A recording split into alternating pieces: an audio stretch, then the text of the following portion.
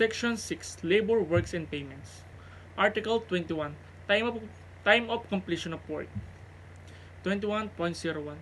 Notice to proceed when required.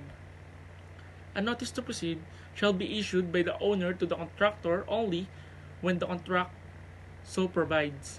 Premature commencement of construction shall be at the contractor's risk unless it is due to their mutual desire to have the contractor commence the work early and the owner gives the contractor express or implied authority to do so. 21.02. Completion time. The contractor shall complete the work in accordance with the contract within the period fixed therein and as adjusted due to changes both directed and constructive.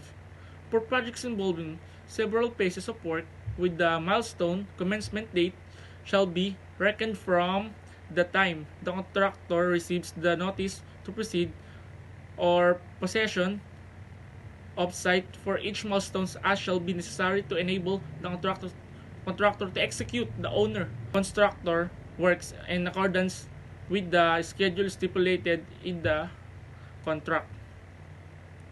21.03 Schedule of construction work.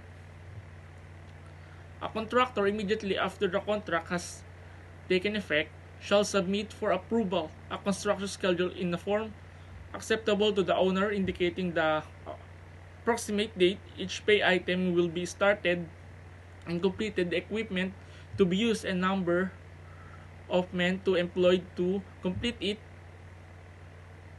in accordance with the schedule. In case of slippage, the owner may call for meetings with the contractor, the others contractor involved to determine the possible causes contributing to the slow progress of the construction work. The owner may order the acceleration of work to meet desired completion date. Acceleration work for the benefit or convenience of the owner caused by the fault or delay by the owner shall be treated as extra work for which change order shall be issued and constructor shall be paid for the cost of such acceleration.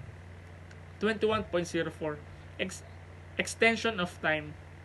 The contractor shall be entitled to an equitable adjustment of completion time where the contractor is obstructed or delayed in the prosecution or completion of the work. Article 22. Payments. 22.01 Breakdown of contract amount. Except in cases where unit prices form the basis of payment under the contract, the contractor shall, within 15 days from the receipt of notice to proceed or from commencement of the work, submit a breakdown of work and corresponding value of the contract amount showing the value assigned to each part of the work. 22.02 Request for payment. The contractor may submit periodically but not more than once each month a request for payment for work done. The contractor shall furnish the owner all reasonable facilities required for the obtaining the necessary information relative to the progress and execution of the work. Each request for the payment shall be computed from the work completed on all items listed in the breakdown of the work and corresponding value, less retention of 10% of the progress payment to the contractor. 22.03 Authorized deduction from value of completed work.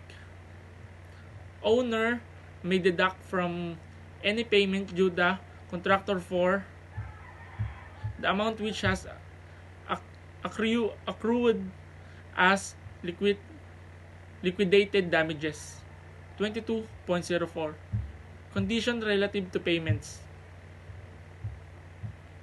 The owner shall estimate the value of work accomplished by the contractor using as basis the schedule stipulated in the breakdown of work and corresponding value.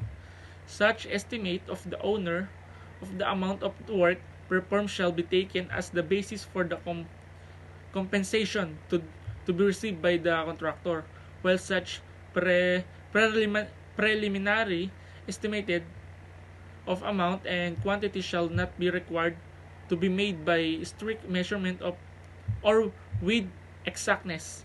They must be made as close as possible to actual percentage of work accomplishment. 22.05 Owner's action on request for payment. Within 30 days after a receipt of request for payment from the contractor, the owner shall pay the amount as certified. In case the owner fails to pay on time, the amount due the owner shall pay in addition to the amount due. Interest thereon computed from the due date in accordance with the 30 days regular loan rate of the Land Bank or Land Bank of the Philippines prevailing on the due date. 22.06 Payment of unpaid labor, subcontractors, and suppliers. The contractor shall pay punctually all workmen employed by him on the project at not less than such rate as the provided by existing laws. He shall also pay properly all materials by equipment used by him on the project and all taxes due from him. He shall remit as required by law all amounts legally required to the withheld from the salaries or wages of his employees or workmen. 22.07 Payments over 90%. No payment shall be made in excess of 90% of the contract price unless a statement sworn to before any officer duly authorized to administer oaths is submitted by the contractor to the effect that all bills for labor other than current wages and bills for materials have been duly paid by the contractor and his subcontractor, if any excepting only such bills as be enumerated in such sworn statement. 22.08 Other requirements before final payment. The contractor shall submit, aside from those which may be provided in the contract, the following as the applicable before final payment is made. Certificate of final building occupancy unless such certificate cannot be obtained through no fault of contractor. Certificate of final inspection or electrical, telephone, sanitary, mechanical, water, gas, safety, and other utilities unless such certificate cannot be obtained through no fault of the contractor. Original and 3 sets of prints of as-built drawings of electrical, sanitary, gas, telephone, and mechanical works. If such works are within the scope of the contract, as-built drawings are the working drawings showing the system and actual locations of outlets, fixtures, services, and equipment that we are installed. 3 copies of directory of panel boards and list of circuits. 3 copies and instruction and manual for operating and maintaining of fixtures and equipment. 3 copies of keying schedule. And last is a release of license arising under the contract provided in Article 34.01 and the sworn statements required in Article 22.09 and Article 22.07. Okay, next. 22.09 Accept and final payment.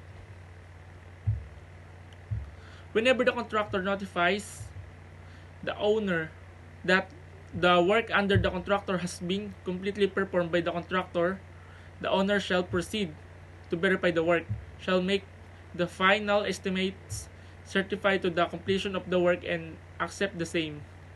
22.10 Corrections of work before all after final payment. Acceptance by the owner of the work of the contractor shall relieve the contractor of the liability or any defect in the work unless the defect is hidden and the owner could not have discovered the defect even with the exercise of reasonable diligence. The owner accepted the work with express reservations. And the last is 22.11 release retention.